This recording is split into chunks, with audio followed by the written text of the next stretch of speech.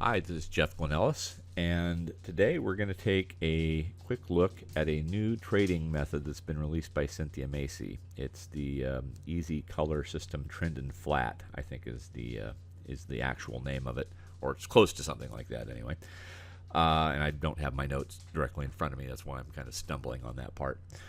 Uh, for those of you that are not familiar with Cynthia's her work, and Cynthia's she's old school.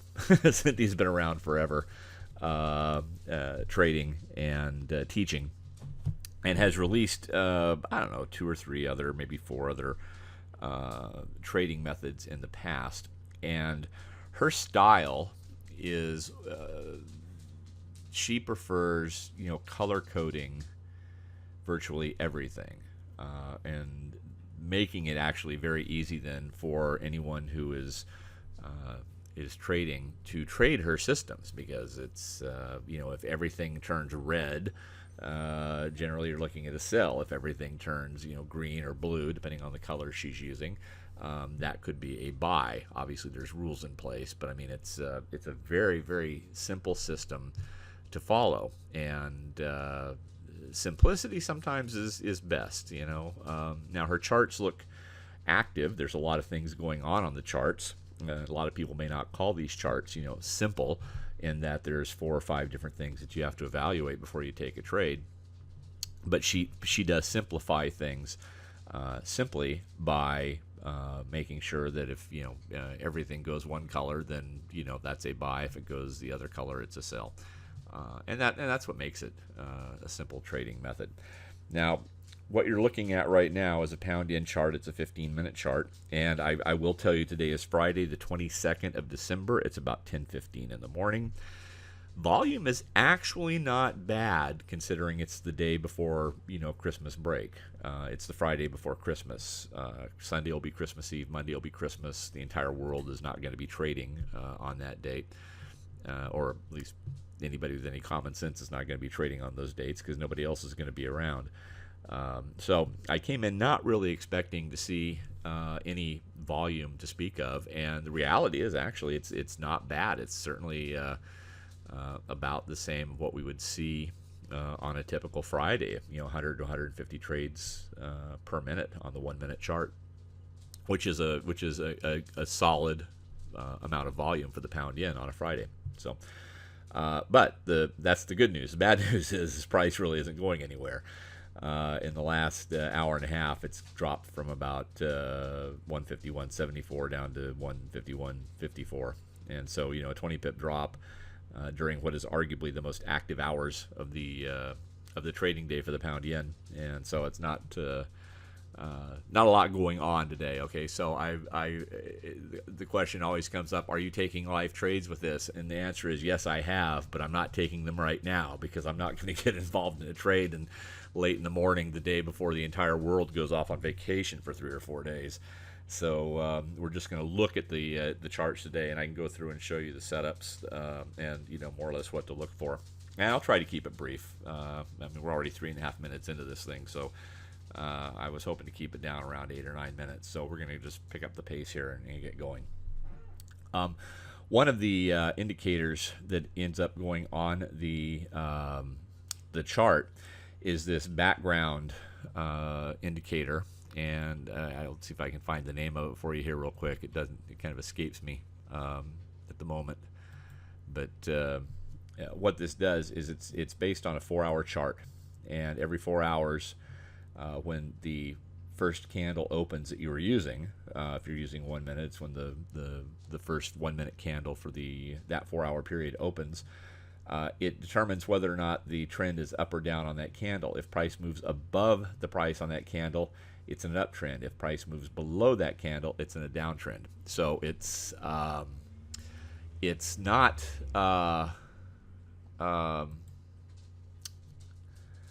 always going to remain the same color every time you trade, for the entire 4-hour period.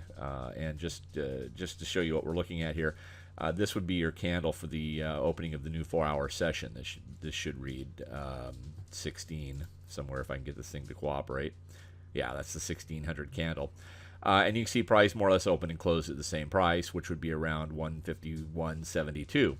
Price is currently at 151.59.60, so you're below it, you're getting red. If price moves up above 72, it's going to turn blue. So it's not a if you're looking back and you're back testing, you're saying, okay, that 4-hour period was a down period, that 4-hour period was an up period. Not entirely. Take a look and see where that first candle is that opens for that period, and then if you see candles that get above that price, actually the color would have changed, and you would have seen a trend change indication off that box. And then if price moves back down below it, again, the change would happen again, and you'd be back into like a sell trade as you are, currently. So so some people say, oh, that's repainting. No, it's not repainting. It's giving you the information at the time as to what the overall trend is, and they're using the 4-hour box, the 4-hour candle, basically to make that call. If you go back and you take a look, you'll find that generally price within that 4-hour time frame will stay above or below a line most of the time. So if you're looking at a 4-hour period where price was the background is red, most of your candles will probably end up being below wherever that line was. Now, one thing that I did do is when I am trading this is I go in on that first candle and I insert a line on the chart so that I can tell where the price is, where the price point is. It reminds me basically that, okay, if you get above this price point, the trend is going to change. And so if price begins moving up, for instance, you're in a downtrend and price begins moving up towards that line, and the move appears to be rather strong, I may not want to take a sell signal that might generate right before you get to that line. It might be a little bit, we might lose that background, that box signal, basically, that tells us that it's, we should be going in one direction versus the other. So just a little trick that I use on the current candle. Once the new 4-hour box opens, then you delete that line and put a new line in if you're going to be trading it. Overall, I think it's a pretty good system. I'm not a huge fan of these types of candles, honestly. I'm a Rinko guy anyway, so regular candlesticks I'm not a huge fan of anyway. But it does seem to work here with this method, and you get some what are called entry arrows. That would be the big arrows that are basically telling you that, in this case, you should sell. And there's a bunch of different stuff. Somewhere around here it will say entry arrow, but it's picking up a bunch of different labels right now when I'm trying to bring it up. These are the SARs, the little dots, and this is your price channel. But if you're, the way to trade this system basically is, first off, you want to determine your background. From the background box, are you buying or selling? If it's red, you're selling. If it's blue, you're buying. Okay. You have that's your trend and flat indicator down here. Now you'll notice that you either have green bars running vertically, red bars running vertically, or no bars, just sort of a grayed out box running vertically. The green bars are telling you to buy, the red bars are telling you to sell, and the grayed out boxes are basically saying you're in sort of in a transitional period and you don't really have a signal, so you really shouldn't take any trades at that point, at least until you finally get a red or a green bar to close. The same goes for the horizontal line that moves through here. You've got some levels here, hard to see because there's, like I said, there's so much on the chart, and I have to kind of condense it so I can fit it all into the video capture screen so you can't see it. But if you're selling, you'd kind of like to be below the 50 line. If you're buying, you'd like to be above the 50 line, I guess. But the important thing is that you've gone red if you're selling, or you go green if you're buying. Now, one of the indicators that I really like here, she does have a zero lag MACD. And so, when you're trading, you want to make sure that if you're selling, you're in a sell, you're below your channel line, your SARs are above the price line, so you should be below that, selling. And then you also want to have your MACD below the zero line. There is a zero line that runs through the middle of the chart. If it's below, you're selling. If it's above, you're buying. And finally, you have what they call the GMACD. This is sort of an informational box that tells you that the directions that the various price charts are moving, and you can see it moves. It changes basically because on a moment-to-moment basis, price changes and trends can reverse, or ranging can take place, and there is no trend to speak of. It's either flat or it's trending. Now in this case, you've got almost across the board. The 1 minute and the 5 minute are trending up. The 15, 30, and 1 hour are trending up. The 4 hour is still trending down. And if you come back over here on the major trends, the daily and the monthly are trending down, while the weekly is still trending up. So what you're looking for basically is you want some matchup here. If you're going to be trading off the 1 or the 5 minute charts, you want to make sure that if it's trending up, that the other charts are trending up as well. So you need to have that going for you. And as it stands right now, we actually are basically in a sell mode. Prices in the background is red for sell. Everything else is telling you to sell, although the SARs have now flipped over to a buy, and you have the green buys. You're not above the zero line yet. And you won't get the background to change until price gets up here above 72.73, where it had closed earlier. So, basically you're kind of in a no man's land right now. And honestly, even though the volume is pretty good, the price action is still kind of lousy today. So I'm not expecting to see any kind of a signal there. Now this is the 15-minute chart. Like I said, you can put on a 5-minute chart. You can put on a 1-minute chart if you want. You just have to adjust your expectations down to fewer pips. But the 15 seems to be a really good chart to trade this off of. Now I'm going to pause the video for a second. I'm going to bring up a Renko chart, and I want you to take a look at it and then see how this works on Renko, because I think this could be a very good addition to your Renko arsenal. So stand by, and I'll be right back.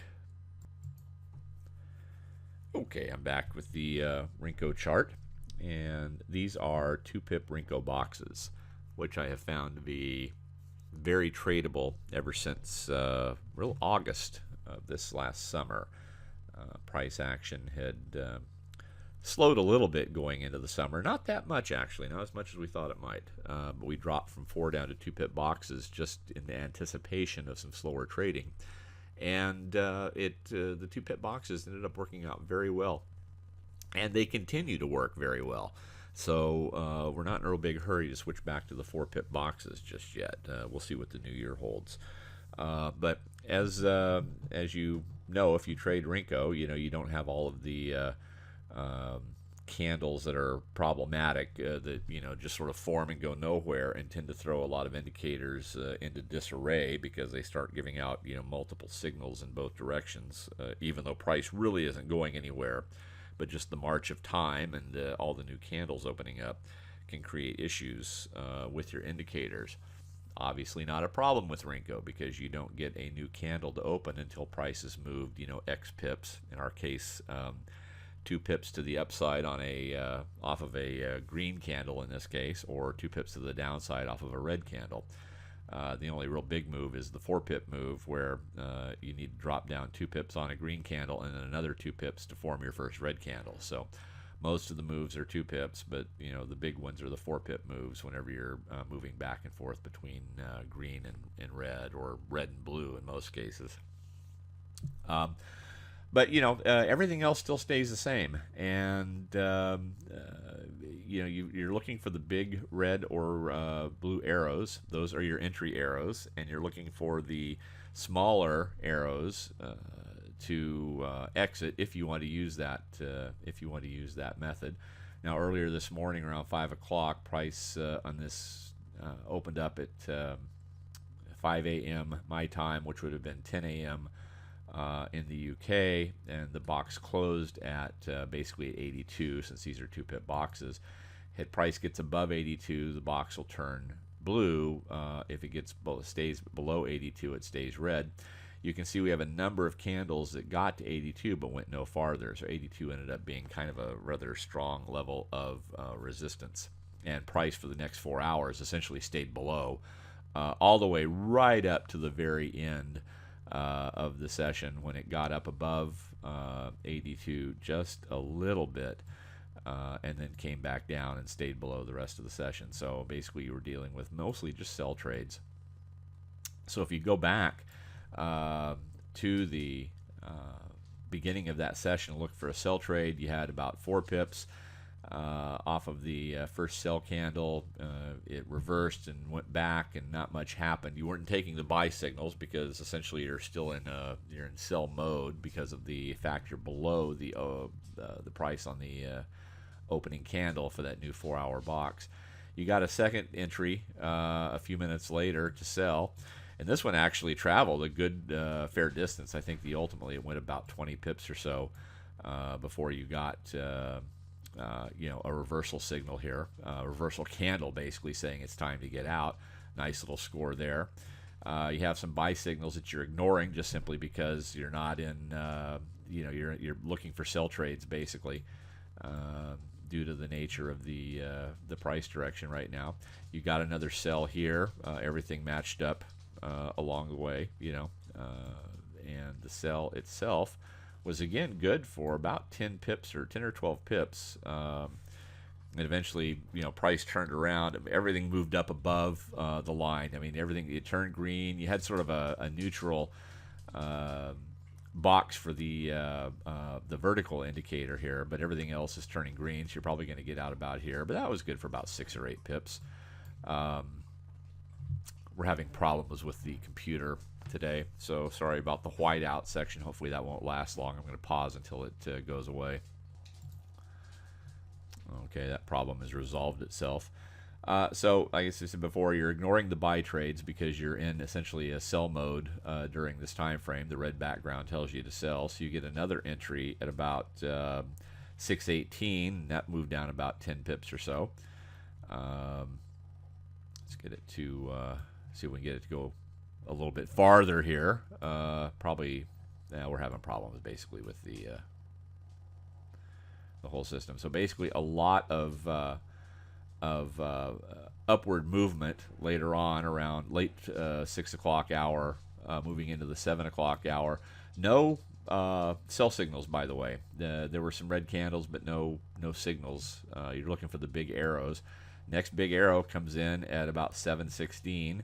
And you look, you're red all the way across the board. You're below the zero line. Things are looking pretty good. So we'll see how this charts out. Again, I'm having issues with the computer, so I'm going to pause for a second until those issues go away, and then I'll come right back.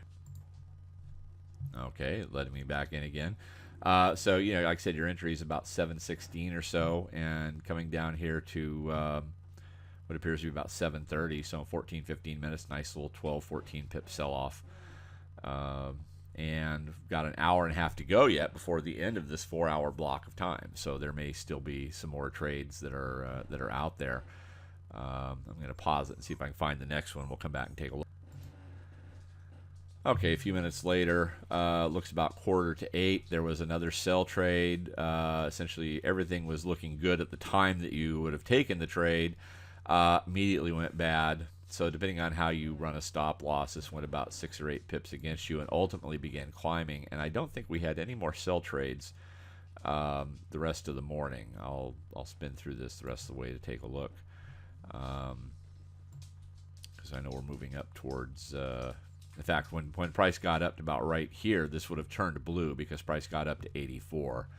But then immediately dropped back down below. Actually, there was one right at 8:30. You had one more sell trade at about 8:30, and it moved into profit. It moved 2, 4, 6, 8, another 10 pips into profit until you got the basically an exit arrow, basically telling you to exit the trade. So it looks like there were like 4 or 5 trades, and they were good for 8 or 10 pips a piece for the most part. Then there were a couple I think of small losers. And one that went against you by about 4 pips, I think, but did come back.